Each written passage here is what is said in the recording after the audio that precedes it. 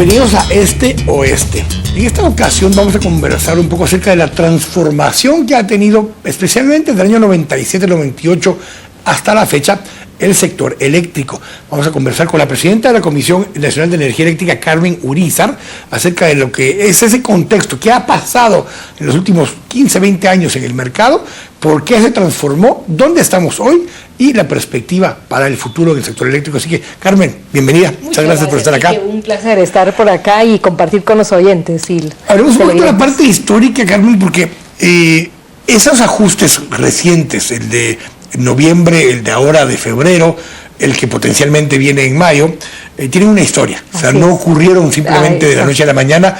Incluso muchos de ellos ni siquiera están vinculados a la caída del precio del petróleo, como muchos habían pensado. Claro. Pero hablemos un poquito acerca de esto, el contexto, eso que inició tal vez en un año 97-98 con la nueva ley del sistema de energía eléctrica de Guatemala. Hablemos de eso y ¿cuánto hemos caminado desde entonces? Con mucho gusto, Quique. No, yo creo que lo que tú mencionas es de particular importancia porque las decisiones que se tomaron desde el año 96 son las que ya hoy están mostrando esos frutos que estamos beneficiándonos a través del precio.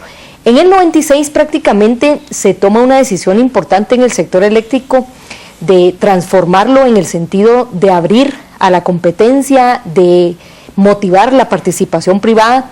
Y de ahí surge la Ley General de Electricidad, que es hoy por hoy el marco jurídico que pone las condiciones o es como la cancha en donde participan todos los actores de un sector que de hecho para llegar al consumidor no es solo de producirlo, hay una serie de agentes en la cadena productiva para llegar al usuario y con esto me refiero a los generadores, que es prácticamente quien produce la energía, a los transportistas, que son las líneas de transmisión de alto voltaje, las que vemos en el interior del país, y la distribución, que son las empresas como Empresa Eléctrica o Energuate a través de sus empresas de Orsa y de Oxa, que llevan esa energía hacia nuestros hogares.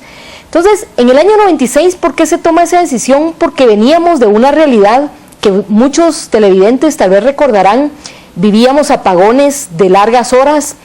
La empresa tenía que invertir en plantas de respaldo que eran muy onerosas, tener combustible que también era caro, y eso se debía a que en la realidad que se vivía en ese momento, en donde solo había un prestador de servicios, que era el Instituto Nacional de Electrificación, la empresa pública que era la encargada de hacer estas tres actividades, generación, transporte y distribución, y que funcionaba como un monopolio público, y que si bien era el responsable de lo que teníamos al momento, de hecho una inversión muy importante para el país hecha por el INDE, es la hidroeléctrica de Chixoy, que hoy por hoy sigue siendo el generador más importante.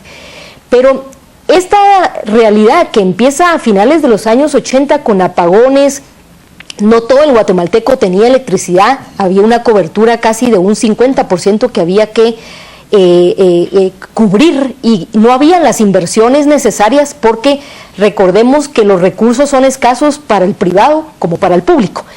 Y las inversiones en el sector público son inversiones cuantiosas, inversiones que hay que hacer fuertemente en capital, es decir, en turbinas, en líneas de transmisión, y el Estado no podía invertir en eso. Entonces, en el año 96, la Ley General de Electricidad prácticamente lo que establece es que el mercado guatemalteco se iba a abrir a la inversión privada en todos estos segmentos. De hecho, es cuando sucede la venta de las distribuidoras por parte del INDE.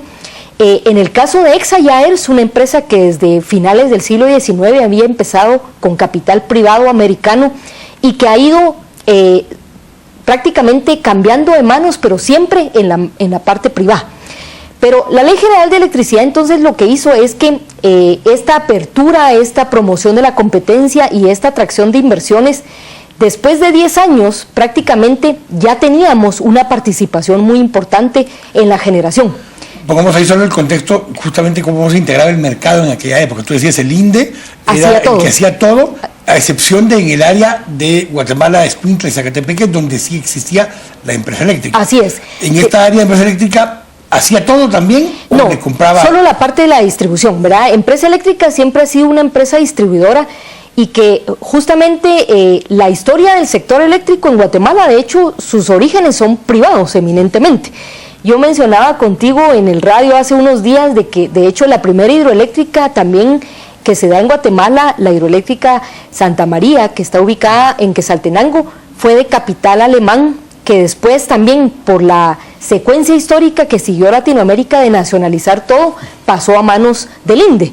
Pero tanto la generación como la distribución empezaron siendo privadas. Ciertamente, Empresa Eléctrica, una empresa de capital americano, tenía exclusivamente la distribución en esos 3 departamentos que tú mencionaste. El resto del país sí lo hacía el INDE. El resto del país, de hecho, lo hacían empresas eléctricas municipales, que hoy por hoy todavía existen, tienen algunos problemas de operación que voy a mencionar, pero la distribución y la transmisión en el interior del país la hacía el INDE, y ya el INDE de hecho surge a finales de los años 50 y dentro de una historia de nacionalización que se da en toda Latinoamérica, donde prácticamente el Estado empieza a prestar los servicios públicos en telecomunicaciones, en ferrocarriles, en electricidad. Entonces tuvimos una época, yo diría que prácticamente de 4 décadas bajo una prestación pública de monopolio integrado en generación, transporte y distribución, y que ya para los 80 presentaba ciertos indicadores de preocupación porque no daban los números en inversiones para cubrir todo lo que el país necesitaba, los indicadores de eficiencia no eran tan adecuados, y obviamente el Estado se encontraba entre un dilema de que la economía estaba siendo golpeada por apagones de horas que prácticamente paralizaban la actividad productiva. Y no podía crecer la actividad productiva tampoco porque no había una base instalada de energía eléctrica que le proveyera a industria o a comercio esa expansión. Así es, y de hecho yo menciono que de reconocer es que en esos años hubo una visión por quienes estuvieron en el INDE también de hacer proyectos importantes, pese a las críticas que en su momento también tuvieron, pero el proyecto hidroeléctrico Chixoy,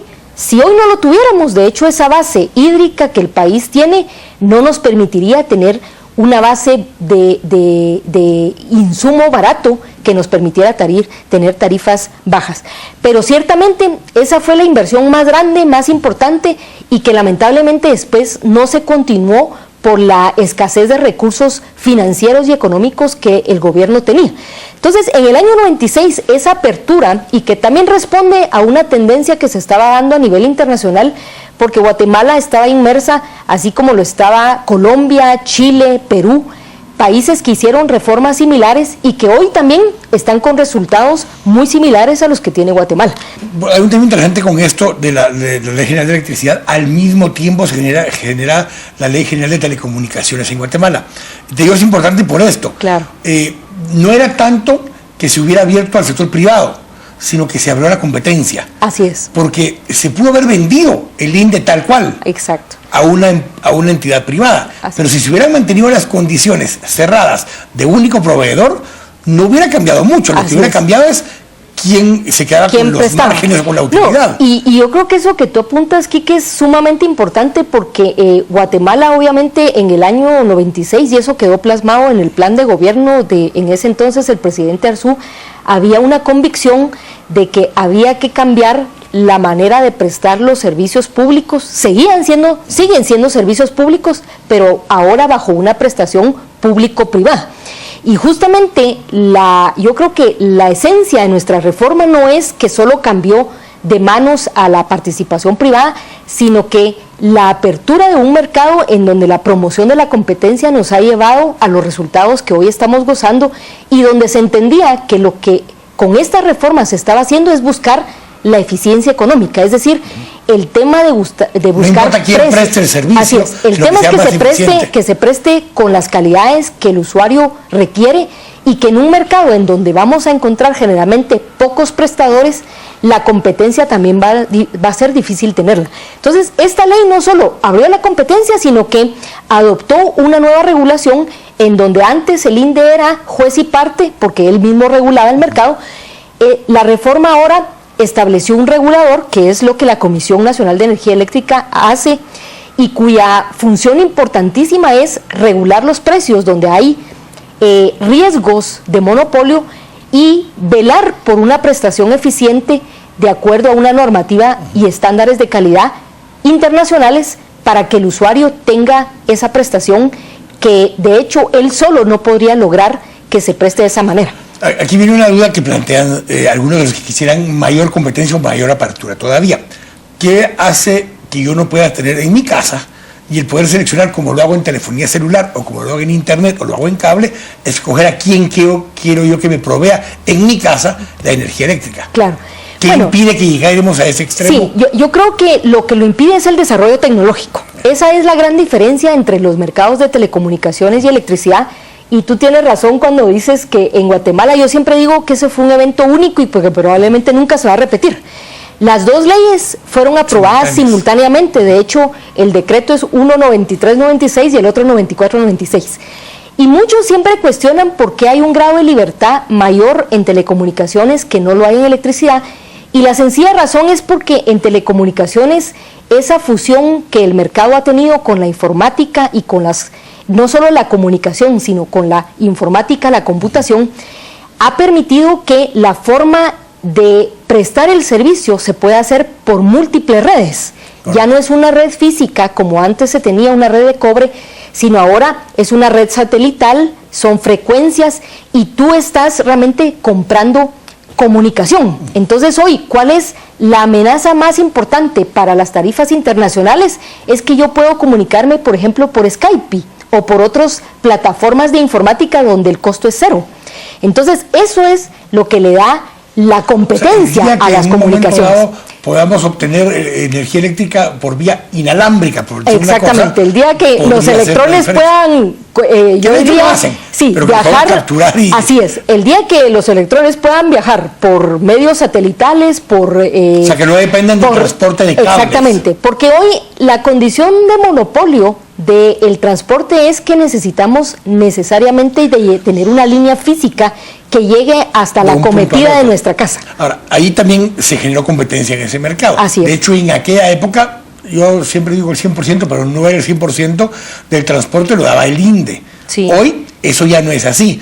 Y hay una infinidad, digo infinidad porque realmente hay dos grandes, un tercero con la licitación más reciente. Así es. Pero hay varios otros pequeños que también transportan. Hablemos un poco de eso, ¿dónde se da la competencia en el transporte, claro, por ejemplo? Y que yo creo que ahí vale la pena mencionar que esa competencia de la que hablamos, Quique, es de un generador pasamos a 29.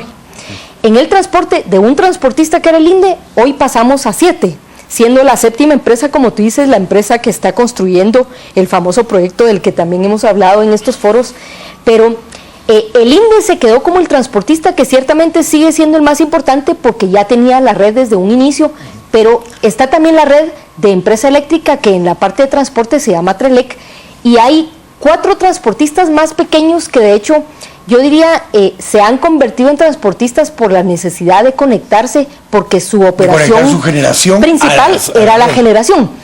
Ahora, hay competencia en el sentido de que hay muchos competidores, pero realmente no hemos llegado a la situación que tú mencionas, que sería lo deseable que tuviéramos la posibilidad de que un usuario en la parte de la distribución pudiera escoger.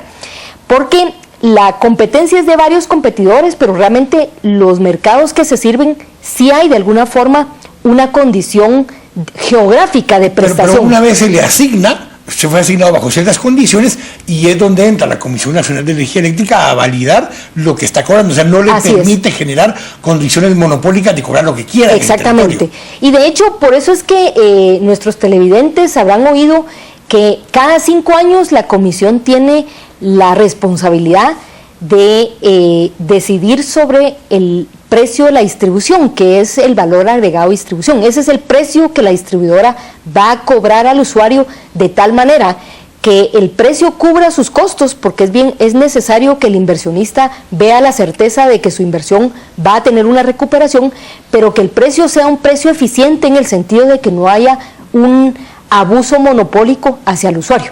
Entonces la regulación cumple una función y en el caso de Guatemala, en el año 96 lo que se fue muy consciente fue de que la regulación se hace a través de instrumentos de mercado. Hay muchos tipos de regulaciones, las regulaciones por costos, las regulaciones por benchmark en relación a otros países. Guatemala adoptó un modelo muy similar a lo que tiene Chile en el sentido de lo que denominamos una firma eficiente y regulando lo que se llaman costos eficientes, es decir, un prestador de servicios no puede meter en su estructura de costos cualquier costo.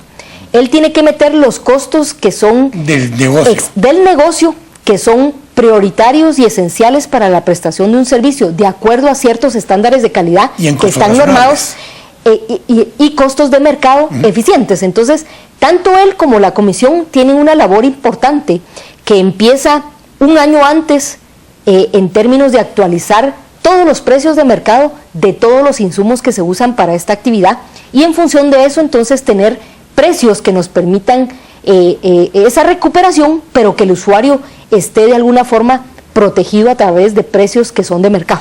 Entonces, ya corte, vamos a regresar a hablar, esto fue el contexto. En el siguiente segmento vamos a hablar de la transformación. ¿Qué sucedió? Las normas se establecieron en el 96, pero hay ciertas cosas que sucedieron hasta 2007, por ejemplo, en adelante, que permitieron el resto de la transformación que estamos viviendo. Vamos a ir al corte, vamos a hablar de eso al volver. Estamos acá en Este Oeste. Volvemos en un momento.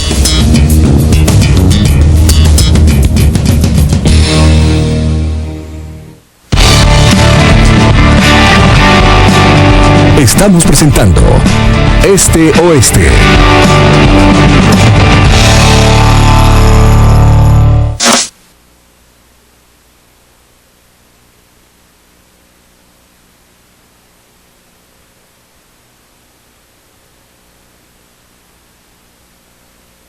Dormin, el nuevo tratamiento 100% natural para desintoxicar el cuerpo y bajar de peso. Bajé 23 libras. Estoy feliz con los resultados. Piñaterapia del Dr. Min, con su efectiva fórmula antioxidante, diurética y quemadora de grasa. Ideal para combatir la celulitis y perder peso de manera natural. Tómalo frío o caliente. Bebe tu té 2 veces al día y sorpréndete con los resultados. Es 100% natural y sabe muy rico. No solo bajé de peso, también bajé medidas, tengo control del apetito, control de ansiedad. Bueno, lo mejor de todo es que no he vuelto a engordar. Limpie y desintoxique su cuerpo con el nuevo té de piña del Dr. Min. Y si nos llama ahora, le enviaremos otro tratamiento completamente gratis. Sí, 2x1 si llama ahora mismo. ¡Llame ya!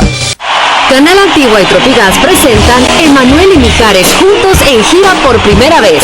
El tour Amigos, con más de 60 presentaciones con éxito total en México, llega a Guatemala. Los dos grandes de la música romántica juntos por primera vez. Emanuel y Mijares en el Tour Amigos, el 12 de febrero en el Gran Tikal Futura. Tour Amigos, no te lo pierdas.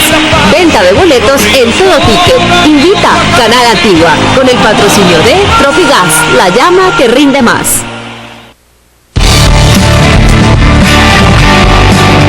Estamos presentando Este Oeste.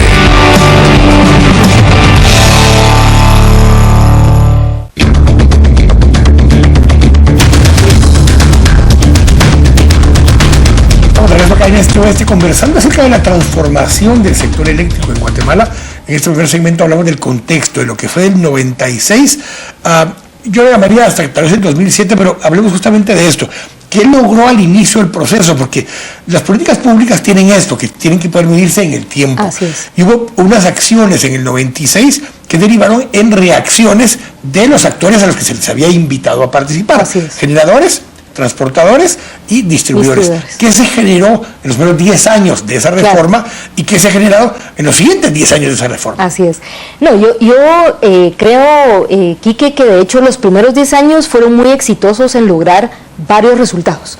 El primero era que queríamos salir de una situación de monopolio donde se había entendido que tener un monopolio, sea público o privado, no es deseable para la sociedad, porque el no tener competencia, no tener amenaza de ser eficiente, nos llevaba a los indicadores, apagones, etc. Yo aquí siempre pongo un ejemplo que no es del sector eléctrico, es del sector telefonía. Sí. Porque en esa época, cuando se da la ley, ya existía un monopolio en la telefonía celular, un monopolio de hecho, y no era público, era privado. En la telefonía fija, el monopolio sí era público, pero en la telefonía celular el monopolio era privado. Y era igual de desastroso para los guatemaltecos uno o el otro. Y el privado era Comcel, donde el único proveedor nos cobraba por vendernos una línea, nos cobraba por minuto de salida, nos cobraba por minuto de entrada, y era complicado y caro. Claro. No, y justamente por eso lo que tú mencionabas, que lo más importante de la reforma fue abrir a la competencia. Entonces, el primer indicador de qué resultado es que efectivamente la competencia que se generó de la Ley General de Electricidad era evidente. De un generador pasamos a tener 29 generadores. Ese es un indicador que de hecho en Latinoamérica quiere decir que un mercado está bastante atomizado, hay mucha participación. En el transporte teníamos ya 6 transportistas, el INDE, Trelec, que son las 2 más grandes, y 4 empresas que habían surgido como consecuencia de esta situación que hemos mencionado, generadores que ante la necesidad de conectarse al Sistema Nacional Interconectado habían hecho inversiones importantes en transmisión. Y en la distribución había sucedido que en el año 96, juntamente con la Ley General de Electricidad, el gobierno tomó la decisión de la venta de la distribución de Orsa y de Oxa, que fue la que fue adquirida en su momento por la española Unión Fenosa. EXA fue adquirida por Iberdrola, Unión Fenosa adquirió lo otro, y que ambas han tenido una transformación en términos de propietario, porque hoy una está bajo ya la actividad y operación de la empresa de Medellín, el caso de EXA, EPM. Exacto, y de Orsa y de Oxa, de Unión Fenosa pasó a Gas Natural, y de Gas Natural a lo que hoy es el fondo Actis, un fondo inglés que es el que opera. Entonces, el tema de lograr competencia era evidente que se había logrado porque teníamos muchos participantes. El tema de cobertura, en 40 años teníamos una cobertura más o menos del 53%. En prácticamente del 96 al 2007, que se hace un alto, en 10 años se había logrado aumentar de 53% a 83%, un 20%. El tercer tema, que fue el indicador para ver lo exitoso que habíamos sido, es el precio. Y ahí es donde vimos de que ese era un resultado que no se había logrado adecuadamente porque los precios eran caros y nos veíamos en una coyuntura que de hecho, ¿por qué en el 2007 es que se hace el alto? Porque en el 2007 el petróleo llegó a 150. Pero regresamos justamente a lo que pasó entre el 96 y 2007 en ese tema, sí. Y es que lo primero que había no era temor del precio, era que no había. No había, y ahí era irregular. Así es. Entonces estábamos dispuestos a pagar como país cualquier precio con tal de que hubiera regular y que se expandiera el servicio. Así es. Y eso fue lo primero. Y de hecho, exacto, y de hecho eso se logró mediante la instalación de tecnologías caras porque se hicieron de manera rápida. Barcazas, búnker. Exacto, que también fue un fenómeno a nivel internacional porque fue el fenómeno de Enron llevando barcazas a India, llevando a Latinoamérica, Sudamérica, en Centroamérica, Guatemala no fue el único país. Incluyó la normativa de promover la cogeneración, que es el término que se usó con los ingenios azucareros. Así es, y de hecho eso empieza a finales de los 80 porque era cuando el INDE, mediante sus propias plantas, no podía suministrar la energía que era requerida para los usuarios, y entonces, aunque la ley de hecho decía que el INDE era el único, el INDE se vio ante la necesidad de empezar como a subcontratar. Y la subcontratación se dio con el sector azucarero, que aprovechando el residuo en la producción del azúcar, lo que se llama instalada de alguna forma, lo que se denomina el bagazo en la industria, ellos empezaron con este residuo obviamente a generar vapor, cuyo ya metido en el proceso eléctrico, el vapor genera electricidad. Para la industria azucarera, de hecho, empezó siendo un negocio residual, pero ya para el año 96, hoy el sector de biomasa, que es como se le denomina porque es producción a partir de una fuente renovable, constituye el 15%. Entonces, de la generación eléctrica total de Guatemala. De la generación total. Y probablemente un ingreso importante para grupos azucareros, donde ya diversificaron su ingreso de azúcar y alcohol, azúcar, alcohol y electricidad. De hecho, por eso mencionaba que de ser un tema residual y una rama empresarial residual para ellos, hoy obviamente es una rama importante de la actividad productiva. Ya tienen de hecho o departamentos de electricidad o gerencias, exacto, dedicadas exclusivamente a eso. Pero volviendo al tema que tú mencionabas, en esos 10 años, ¿qué se logró? Las señales de la Ley General de Electricidad lo que nos llevaron es efectivamente a tener electricidad, se acabaron los apagones, esa realidad hoy por hoy para muchos jóvenes tal vez hasta la desconocen, pero se logró mediante la instalación de plantas que obviamente en su momento y ante una coyuntura de urgencia se justificó, pero a precios que hoy obviamente no nos gustan, ¿verdad? Precios relativamente altos. Incluso cuando llegamos al extremo ese del 2007 con precios del barril a $147. Así es. Y justamente porque al ser plantas generadoras de electricidad a partir de búnker, obviamente ese insumo teníamos que comprarlo. Y Guatemala no es un productor realmente de petróleo a niveles que el país necesita, no tenemos refinación, entonces todo lo importamos. En el 2007 entonces ese alto se hace por una necesidad y una coyuntura en donde sí nos vimos con una preocupación muy importante porque el precio del barril llegó a $150. Entonces fue cuando a nivel del Ejecutivo el presidente Berger realmente en Consejo de Ministros se hace una propuesta de que la política energética, pero primero había que adoptar una política energética, hacia dónde queríamos el norte de nuestro país, y luego en esa política tomar una decisión de que queríamos cambiar la forma de producir, ya no de petróleo porque somos dependientes, estamos ante la volatilidad de un mercado internacional que con altas como las que vimos de $150, nuestra factura eléctrica, nuestra balanza comercial se golpeaba fuertemente. ¿Qué porcentaje de energía eléctrica era en ese momento generado por hidrocarburos? En ese momento era el 65%. La electricidad provenía de petróleo. Y lo grande que todavía estaba ahí era Chixoy. Exacto. El 35% restante eminentemente hídrico y la parte de biomasa que ya empezaba a tener una participación creciente que luego se profundiza con los cambios que damos en el 2007. Entonces, en el 2007, ¿cuál es como la segunda etapa de la reforma donde profundizamos varias cosas? Uno, la adopción de una política que adopta 6 objetivos que como país queríamos lograr y que hoy, después de 7, 8 años, también podemos hacer un alto y ver si lo logramos o no. ¿Qué objetivos eran importantes? Uno, importantísimo, cambiar la matriz energética, es decir, cambiar la composición, pasar de ya no petróleo a renovables, que es lo que el país tiene. Guatemala, de hecho, el potencial más importante lo tiene en agua. Tenemos realmente una bendición con tener tantos ríos, tantos nacimientos en todo el occidente del país. El tema de la geotermia es importantísimo en áreas como Quetzaltenango, la parte de Tecuamburro, en la parte de San Marcos. La biomasa es una industria que, de hecho, la industria azucarera como tal es de las 5 industrias en el mundo y la primera en eficiencia. Luego el tema de lo eólico y solar, que obviamente ese podríamos decir son 2 insumos que todo el mundo tenemos, pero que también pocos tienen la radiación y el viento que se necesita, porque no es solo de que el sol y el viento existen. Claro. Y luego el tema de en lo no renovable, entender de que el petróleo lo podemos sustituir por energéticos también más competitivos, el carbón y el gas natural. Entonces el primer objetivo, cambiar la matriz energética.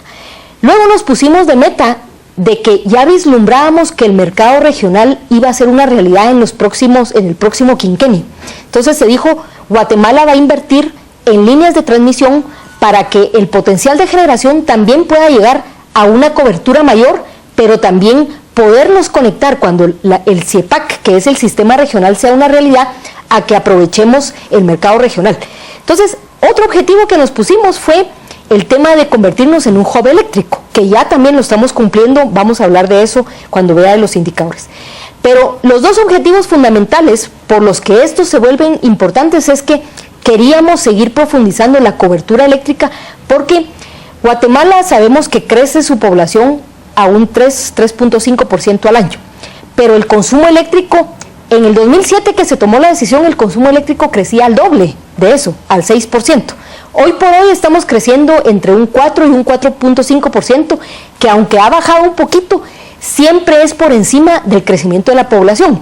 Y ahí hay una justificación importante, Quique, porque no solo es el guatemalteco nuevo que va a consumir en los hogares y en las industrias, sino que a medida que la economía progresa, entonces se industrializa más. Y se urbaniza, entonces necesitamos... Pasamos de 60% de población rural en esa época a casi 60% de población urbana. Exactamente. Y eso hace que el consumo sea mayor. Entonces, ese era, de hecho, los 2 objetivos últimos de por qué estamos haciendo todo es porque queremos que todos los guatemaltecos tengan, o sea, elevar de un 83, ojalá a un 100%, Y la segunda, los precios que sean competitivos, bajar ese precio de la electricidad de tal manera que sea accesible a la mayoría. 7 años después, casi 8 años después de esa transformación, ese siguiente paso de la política, exacto, ¿se logró? Sí, se logró, y yo creo que hoy con mucha satisfacción lo que vemos es que en el 2007 era 65% proveniente de petróleo, hoy ya somos 65% hídrico. Y de hecho la política que en el 2007 se hizo, la hicimos con una visión justamente el 2015, por los objetivos del milenio. Porque mucha gente decía, bueno, ¿y por qué no 10 o 15 años? Porque queríamos empatarlos con los objetivos del milenio. Y hoy, que ya estamos al 2015, con mucha satisfacción vemos de que ese primer objetivo se cumplió y se cumplió con creces, porque ya el 65% renovable ya no es que lo estemos produciendo solo de hídrico, sino que tenemos la gran satisfacción. Hace 2 días veíamos en los diarios, yo tuve pues el placer de estar juntamente con el ministro y el presidente inaugurando el primer parque solar. 50 megavatios, es el proyecto más grande en la región centroamericana, en Mesoamérica, y es el segundo en Latinoamérica después del que hay en Chile. Obviamente hay proyectos muy grandes de esta naturaleza en México, como la Ventosa de 1000 megavatios, pero en Latinoamérica, lo que es de Mesoamérica para abajo, Guatemala hoy ha entrado a unas ligas que no creíamos que íbamos a entrar. Se van a producir a partir de eólico, ya en los siguientes 2-3 meses de vuelta de la inauguración. Ya yo pasé viendo los 10 postes del primer proyecto eólico que va a estar por inaugurarse dentro de 2 meses. Están ya en la colocación de las aspas de los aerogeneradores. Biomasa es el 15%. Y la parte de petróleo hoy constituye solo el 10%. O sea que nos alejamos en promedio. En épocas secas sube, en épocas de lluvia baja. Así es.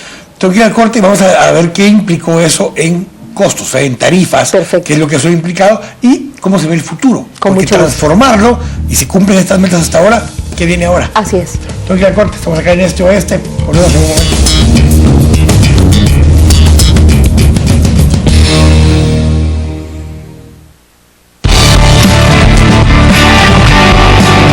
Estamos presentando Este Oeste.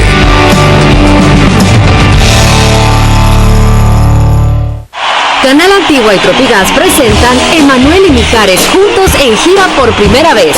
El tour Amigos, con más de 60 presentaciones con éxito total en México, llega a Guatemala.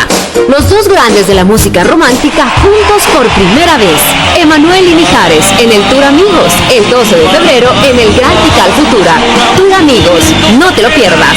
Venta de boletos en Todo Ticket. Invita Canal Antigua con el patrocinio de Tropigas, la llama que rinde más. ¿Sabía usted que la libertad de expresión es un derecho constitucional? Yo, usted, nuestros hijos, todos tenemos el derecho de expresarnos, tenemos el derecho de hablar, tenemos el derecho de alzar nuestra voz. Todo individuo tiene el derecho de buscar el mejor medio para expresar sus ideas.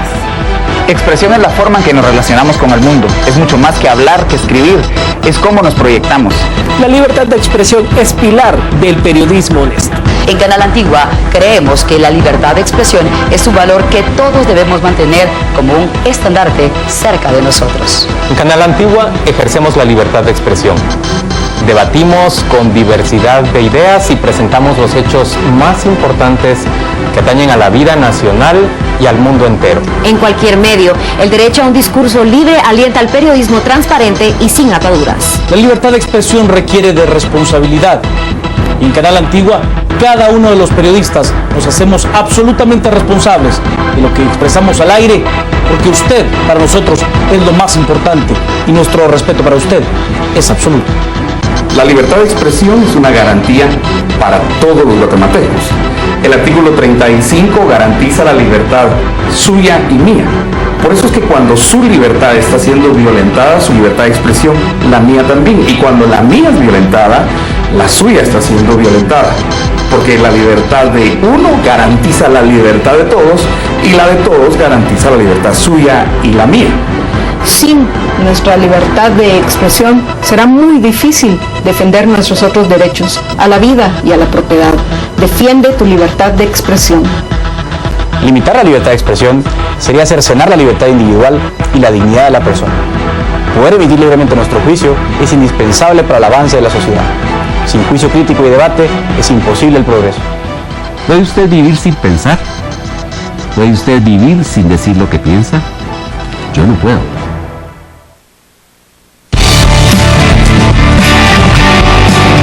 Estamos presentando Este Oeste.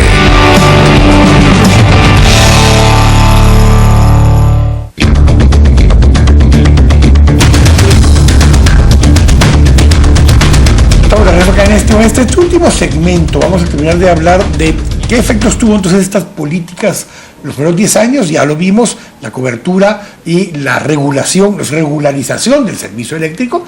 Siguientes 7 años hasta ahora, mejoramiento de la tarifa. Vamos a hablar justamente de eso. Cambiamos la matriz.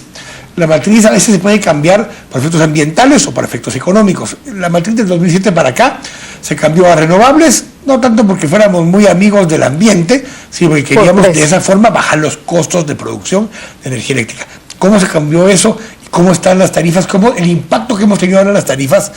¿Cuánto tiene que ver con que hubo rebaja el precio del petróleo? Claro. Que fue lo que inició todo esto hace 7 años, 8 años. Sí. ¿Y cuánto tuvo impacto la transformación de la matriz eléctrica? Claro. Bueno, lo primero, Quique, es ese cambio en la matriz, como tú dices, ese 65% que hoy es renovable. De hecho, una gran diferencia es que antes era eminentemente hídrico.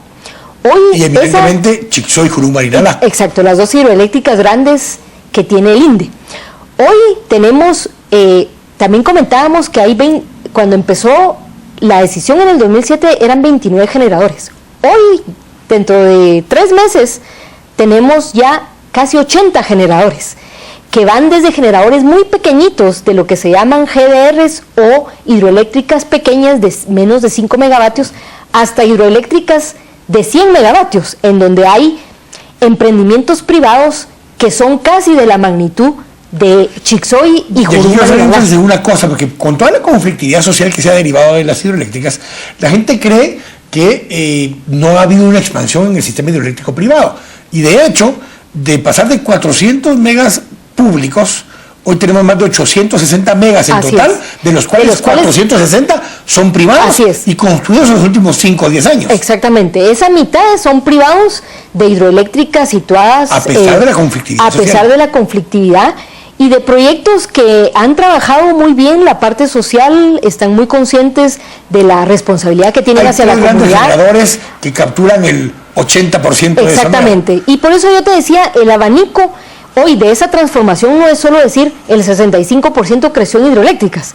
La transformación fue de muchos tipos. Ya hoy el sector público sigue siendo importante, constituye el 35% de la generación, pero el otro 65% son hidroeléctricas privadas, de las cuales 3 proyectos situados en Quiché, en San Marcos, en la parte occidente, son hidroeléctricas de 90 megavatios, 100 megavatios, que son tan importantes como la generación.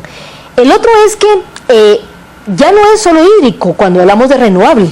Tenemos lo solar, como hemos mencionado, este proyecto reciente, vamos a tener 3 proyectos eólicos. Solar y eólico, bueno, y aquí hay una diferencia también que hay que hacer entre lo solar que está conectado al sistema. Claro. Porque tenemos solar, paneles solares a nivel residencial. En industria, claro. Que en Europa, por ejemplo en Alemania, el 80% de la generación eléctrica fotovoltaica está en viviendas o en industrias, bueno, y no son grandes parques solares. Claro, y que de hecho vamos a hablar eso porque no está medido. Sí, no está medido, que también empieza a ser una tendencia, y yo creo que ahí es donde vamos a hablar ya del futuro, ¿verdad? Ahí empieza a haber una tendencia muy importante a nivel de que el consumidor también empieza a tener un rol muy importante en las soluciones energéticas. La transformación empezó en lo burdo, en lo grandote que era que haya luz. No. Pasó a lo fino. Y en la parte de la oferta. Correcto. Porque siempre estamos hablando del empresario que va a producir para darnos electricidad.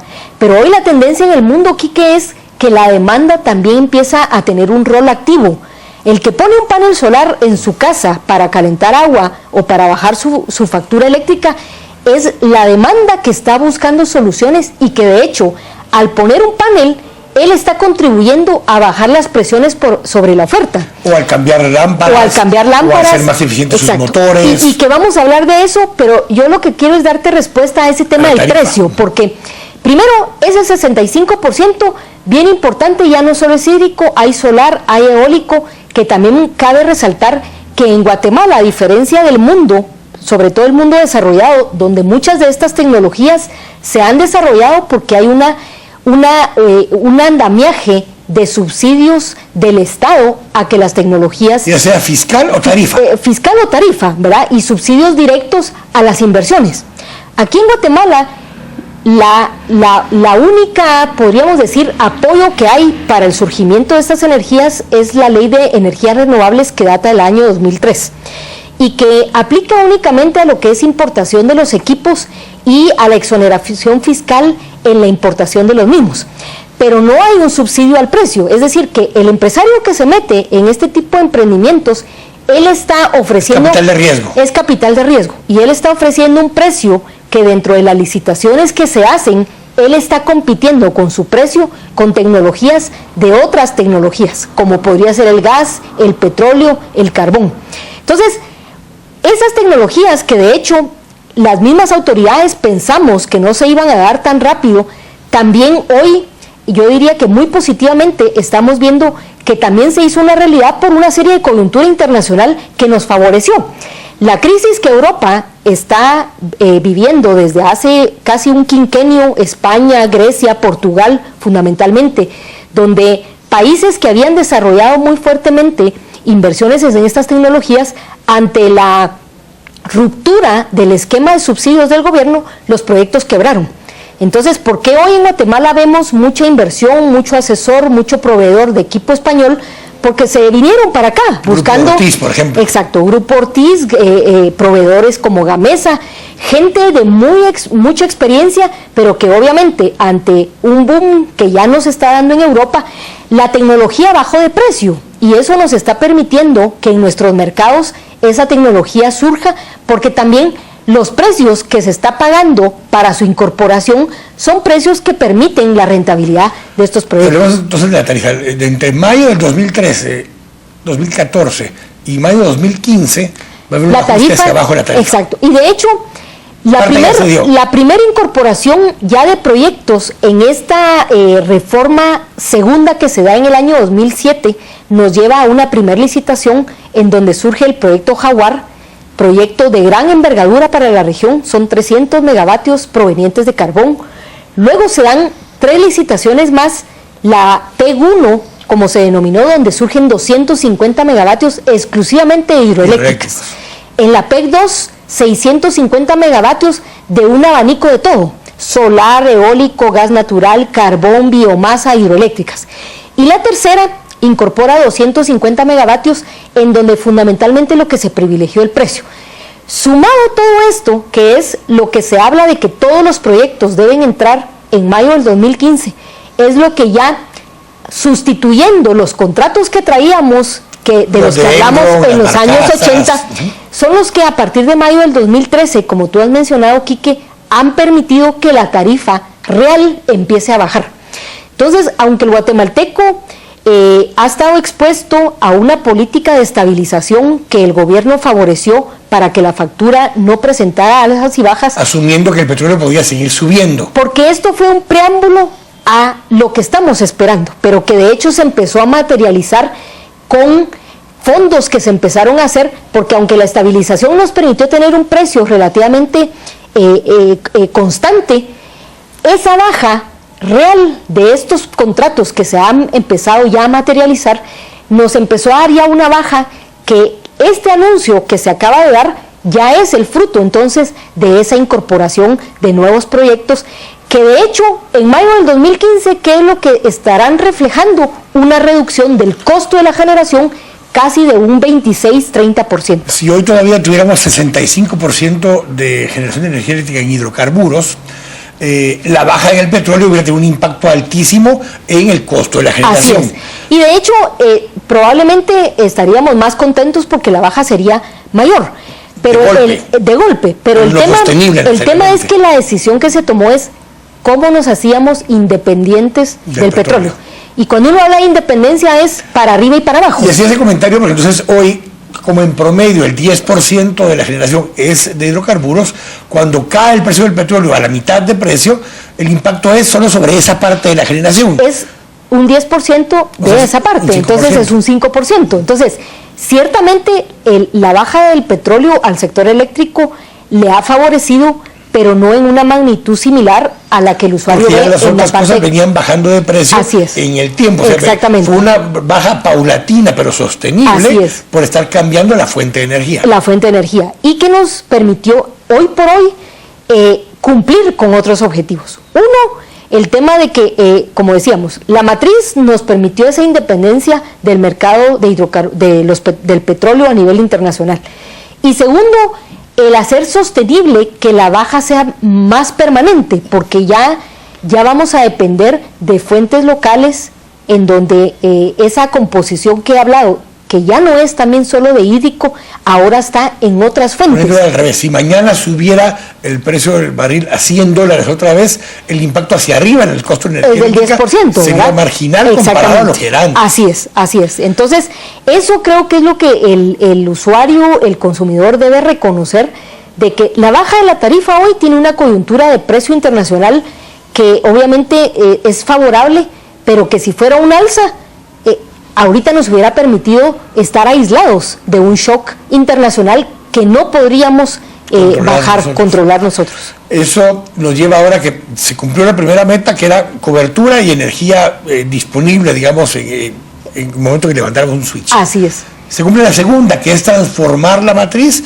y lograr tener precios mucho más bajos y una menor dependencia del petróleo. Así es. ¿Qué toca ahora? Bueno, yo creo que toca lo más difícil siempre, ¿verdad? Aquí que yo te decía que mi papá tiene una frase que dice que lo difícil no es llegar, sino mantenerse. Hoy para el país creo que ese es el desafío importante y sobre todo que se dio una primer fase de la política que tenía un periodo 2008-2015 y que afortunadamente los 3 gobiernos siguientes le dieron continuidad. El actual ministro incluso la política la actualizó hasta el 2026, llevándonos a la búsqueda de una visión en donde queremos 80 de renovables y 20 de no renovables. Entonces, ahorita, ¿cuál es ese desafío? Hablando del lado de la oferta. Así es, del lado de la oferta. Pero del lado de la oferta, entonces, creo que el desafío para el país es cómo logramos sabiamente mantener, como si esto fuera un portafolio financiero, que vamos a buscar entre rentabilidad y riesgo. Lo que para el país tenemos que buscar ahorita es una composición adecuada, renovables, no renovables, que nos vaya haciendo movernos a ese objetivo para el 2026. ¿Y los renovables? ¿Cuáles renovables? Bueno, ¿cuáles renovables? Los que todavía no hemos desarrollado y que el país tiene un gran potencial y que tenemos una gran bendición, porque eso sí pocos países en el mundo lo tienen. El caso de la geotermia. La geotermia es el gas natural, porque tiene una característica de que es permanente en el tiempo. Y hoy Guatemala solo usa el 2% de esa energía y tenemos un potencial en donde podríamos estar produciendo electricidad para los usos energéticos, pero también, por ejemplo, para calefacción, como lo hace Islandia, como lo hace Italia. Entonces, hay un desafío de desarrollar fuentes energéticas renovables que el país tiene la bendición de tener y que desafortunadamente todavía no hemos desarrollado. La geotermia es una de ellas. Profundizar obviamente las otras, las hidroeléctricas. Tenemos hoy el desafío, como tú mencionabas, del conflicto. Tenemos que tener la capacidad de que la gente entienda de que es por el bien de todos y que no es vulnerar los recursos naturales, sino es cómo los hacemos realmente aliados de nuestro desarrollo. Ese es por el lado de la oferta, o sea, es ser sabios en seguirnos moviendo al objetivo para el 2026 en precio, el balance entre el precio y lo renovable. Pero por el lado de la demanda, ahí es donde viene ahora el desafío para el usuario, para la demanda, para la industria. Porque Guatemala llevamos un rezago que en otros países, y sin ir muy lejos, por ejemplo México, lleva 40 años de experiencia en todo lo que es eficiencia energética.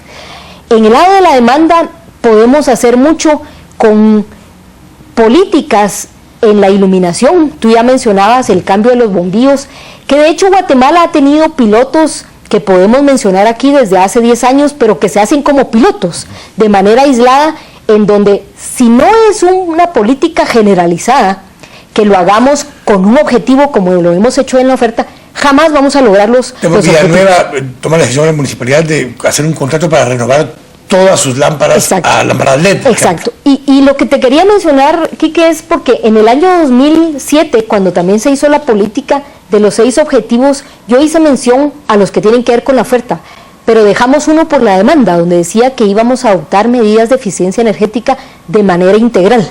Ahora, eficiencia energética no es solo en iluminación, porque ahí hay un impacto importante, pero fundamentalmente en el tema, por ejemplo, de refrigeración, de motores, de aires acondicionados, pero debe ser una cultura generalizada para que tenga impacto. De hecho, en el 2007 el Banco Mundial hizo un estudio muy interesante de ver qué pasaba en los países si todos hiciéramos a su vez medidas de eficiencia energética. Para el caso de Guatemala se demostró que solo por el lado de la demanda podríamos bajar el consumo de 150 megavatios. 150 megavatios es el equivalente a medio Chixoy. Entonces, nosotros también podemos ser partícipes de las soluciones energéticas del país, que ciertamente ya hoy de manera aislada hay muchas industrias haciéndolo, hay usuarios conscientes que han cambiado su iluminación, hay municipalidades como la que tú mencionas y hay varias, Villanueva, Puerto Barrios, Zacapa, lo han empezado a hacer. Pero si la política no es generalizada y se hace en un tiempo donde tengamos una meta que cumplir como lo hicimos en el otro lado, entonces nos vamos a tardar 30 años y lo que necesitamos son resultados pronto.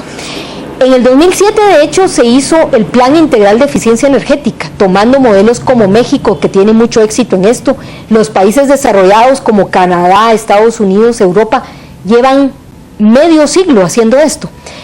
Sin embargo, esa política no hemos logrado hacer cambios porque necesitaríamos también de una decisión del legislativo para que se vuelva una política a través de una ley de eficiencia. Y ahí no hemos logrado el convencimiento de los congresistas. Ahí hay un desafío importante porque creo que el Ejecutivo estamos haciendo lo nuestro. Y esa es la tarea que nos queda pendiente. Esa es la tarea que nos queda pendiente, ¿verdad? Seguir profundizando la parte de la oferta, la parte de la demanda, tenemos un rol importante que jugar y yo creo que seguiremos dando batalla a que eso suceda. Gracias, Carmen. No, a ti, Quique, muchas gracias. Y todo lo que logramos conversar. Muchas gracias. Gracias a ustedes también por nos acompañar un poquito para poder comprender también que no es de la noche a la mañana, ni es de casualidad que pasan estas cosas, con políticas públicas sostenibles en el tiempo. Así que lo esperamos la próxima semana acá en Este Oeste. Yo lo bendiga.